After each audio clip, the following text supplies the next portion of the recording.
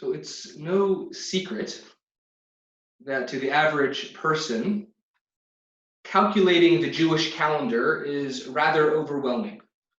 Wrapping our heads around the fact that the Jewish New Year, according to the Torah, is observed on the first day of the 7th month sets us up for a bit of a confusing calendar. And it gets even more complicated as we also know that the holiday observances can vary in length, in starting date and ending date, depending on the denomination, depending on what country you're in, or even what city you are in, if you're in a gated city or not. It's no wonder that there is a website that exists with the domain name www.isitajewishholidaytoday.com. Admittedly, even though I grew up in a Jewish home, there were still a number of Jewish holidays that I was completely unfamiliar with until I began studying Judaism more seriously as an adult. This week, our Torah portion introduces us to the concept of a little-known holiday of Pesach Sheni, or second Passover.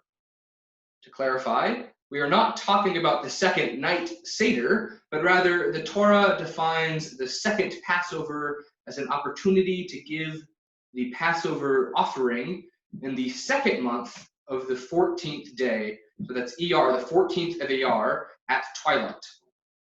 A month after everyone else has sat down for their Seder meals, and long after the last macaroons have vanished from the supermarket aisles, we have this chance to do it all again.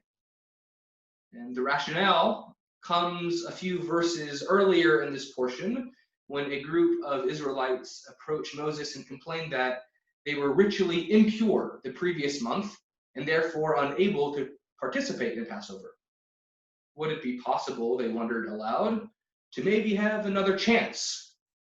And Moses takes the request directly to God, who responds in the affirmative, allowing the second observance for those barred from participating the previous month, along with anyone who was, as the Torah portion states, anyone who was on a long journey.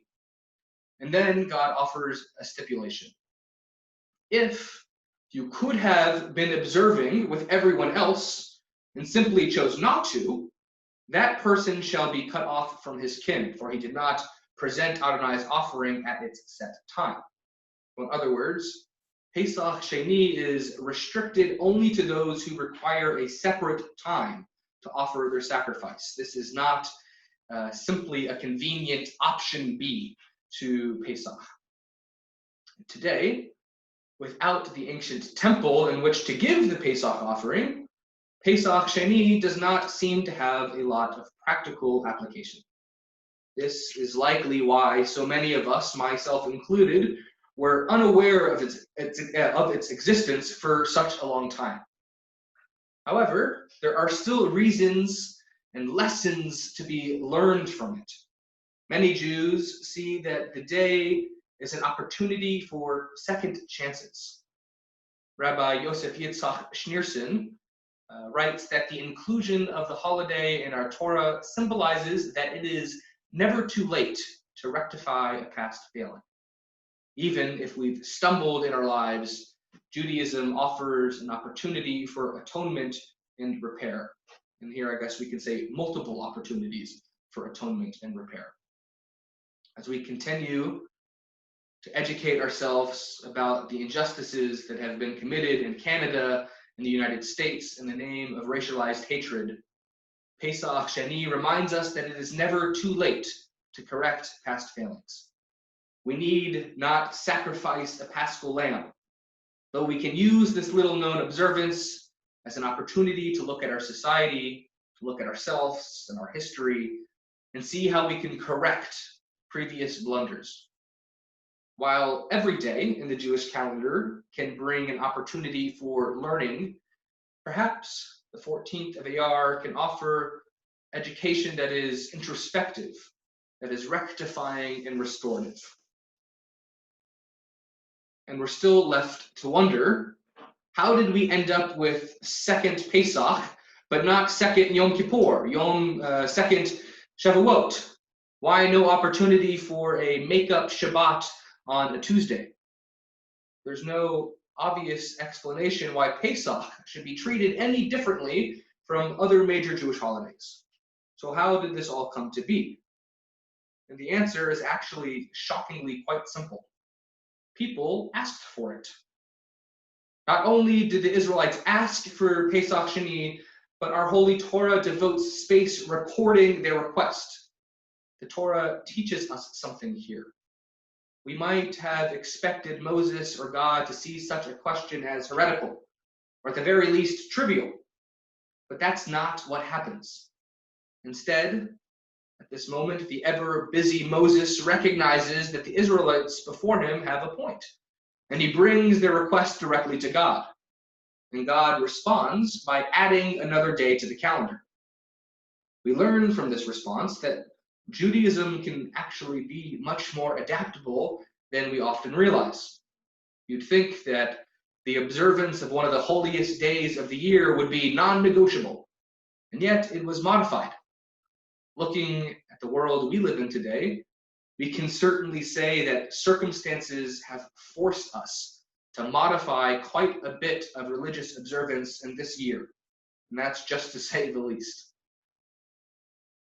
We can also learn from the leadership of Moses. In his commentary, the sage Rashi writes, "How lucky was Moses to have the kind of confidence that he would hear from God whatever he needed to know." And we might not have the ear of God, but most of the time we have the ear of someone who has the power to make something happen.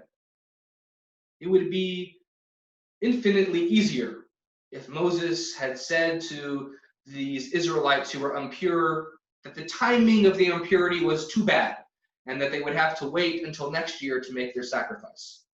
But instead, Moses takes the time to listen to those before him and brings forward their plea.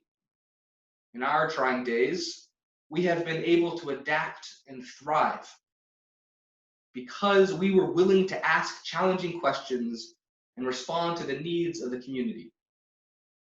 We said together, we cannot gather at Seder tables, so can we hold a virtual Seder?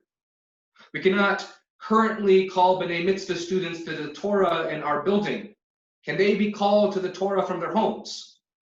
We cannot gather for Kiddush lunch in our atrium. Can we create an online space for Kiddush and conversation? The list goes on and on and on.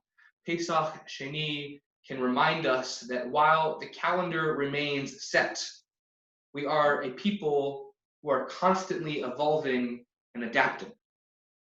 And at first, it may seem humorous that in addition to the already overwhelming number of special days and the difficulty in calculating when they should fall, our modern Jewish calendar includes a holiday that we cannot even observe.